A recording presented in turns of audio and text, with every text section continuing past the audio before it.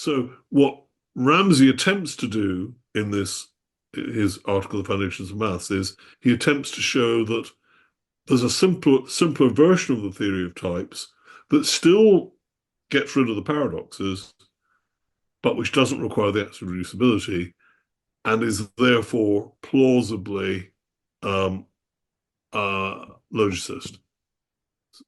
So it's that article by Ramsey is the last best attempt anyone made to be a logicist, I would say. It still probably doesn't work, but it's the best attempt that there is.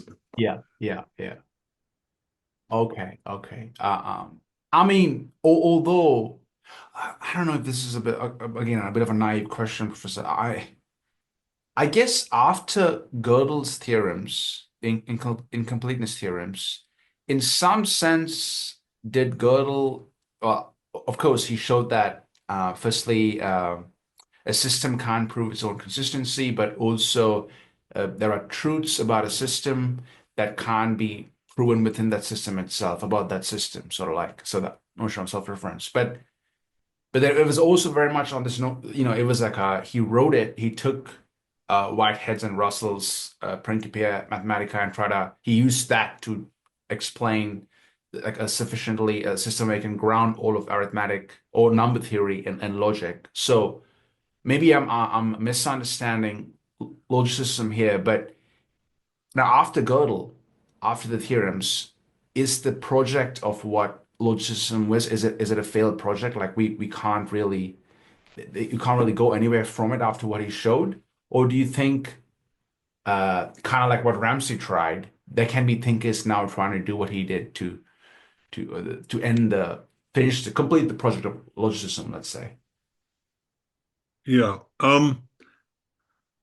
Well, the first thing to say about that is I know that Gödel's famous paper of 1931 mentions Principia Mathematica in the title, but actually it's not really about that at all. I mean, he calls it on, formally undecidable sentences of Principia Mathematica and related systems, but he just means any kind of Any formalism. kind It's not, yeah, of, yeah. the article doesn't actually make use of the particularities of the Principia Mathematica system at all. It's much more general than that. But yeah, so going back to your question, which is a good one, does Gödel's first incompleteness theorem refute logicism? Well, some people think it does. I don't think it's obvious. I mean, it refutes logicism. Well, it refutes some versions of logicism, um, but there might be others that it doesn't refute. So it might make you go back to exactly how you formulate your logicism. Um, I mean, at the very least, it shows that either logicism is false or logic itself is more complicated than we had originally suspected, one or the other, Um, uh, I mean, Gödel himself, of course, thought that his incompleteness theorem showed that he thought you could prove it demonstrated a kind of anti-empiricist view. So he thought whatever it did, it showed that the logical positivists were wrong.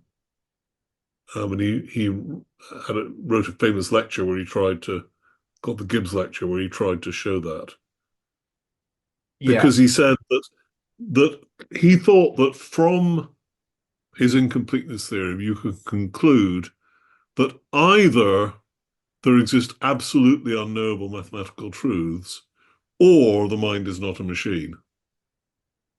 So there's a disjunctive conclusion, one or the other, but either conclusion, he thought, was bad news for logical positivism.